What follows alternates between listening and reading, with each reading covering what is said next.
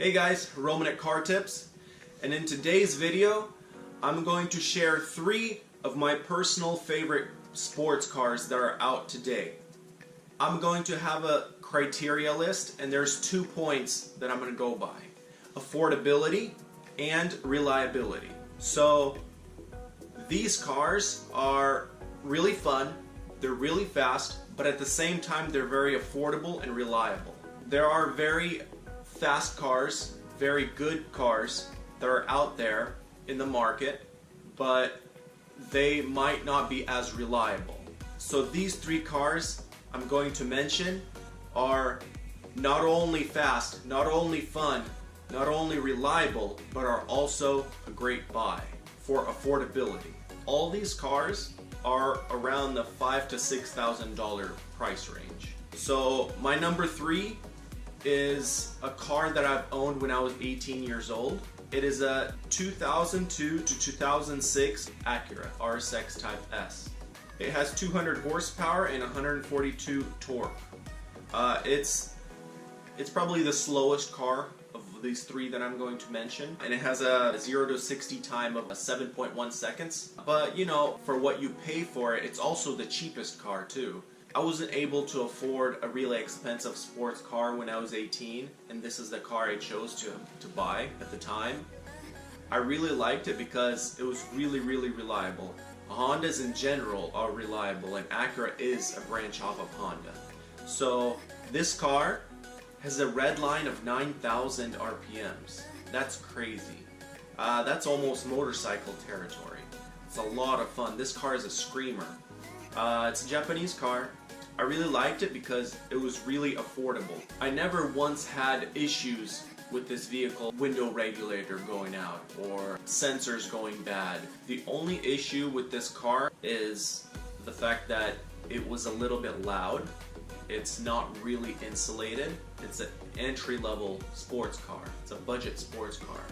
So you can't expect the best riding quality and comfort. Also, it was very poorly equipped. This car does not come with anything special. No heated seats, no auxiliary input or Bluetooth connectivity. It's just a bare bones track car, pretty much, is what Acura wanted to do with this car. Following the footsteps of the Integra Type R. They just made it bare bones and really light, really agile. Now, it does great in corners. This car on the track is great. It might not be fast in a straight line, but when you get into it and you drive it, it just gives you this feel of exhilaration. I mean, you wish for more speed, more power, more horsepower, more of those G's, but once the VTEC kicks in, you definitely feel that. So that's really nice. So that's the RSX Type S. So the next vehicle is the 2002 to 2005 Subaru WRX. Now, I've owned this vehicle a couple years ago. It's a really reliable vehicle, very fun, but you really have to keep up on your oil maintenance on these vehicles. This vehicle comes turboed from the factory, and maintaining the oil, engine oil, and changing is paramount on turboed vehicles. The reason being is because oil flows through the hot exhaust gas driven turbos, and it heats up really hot to a high temperature. So the oil degrades faster than in a regular naturally aspirated car like a RSX. So oil is definitely a religiously important maintenance item to do. The one drawback with these vehicles is their transmission. Their 5-speed manual transmission is a little bit weak, should I say.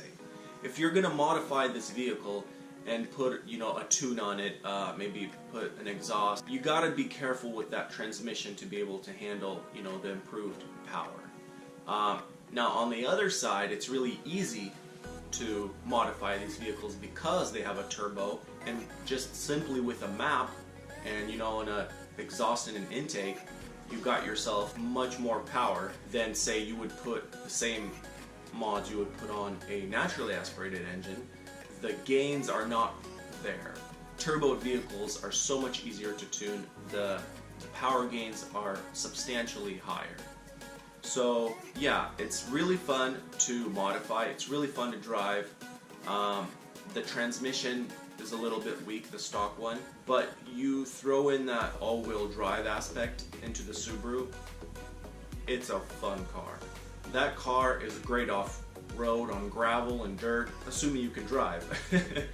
I'm not a rally expert professional, but just, you know, the peace of mind in the back of my head when you're driving, you have all-wheel drive, say you hit a patch of ice or snow, it's definitely nice to have all-wheel drive. It definitely makes the car a lot more fun, especially living in the Pacific Northwest.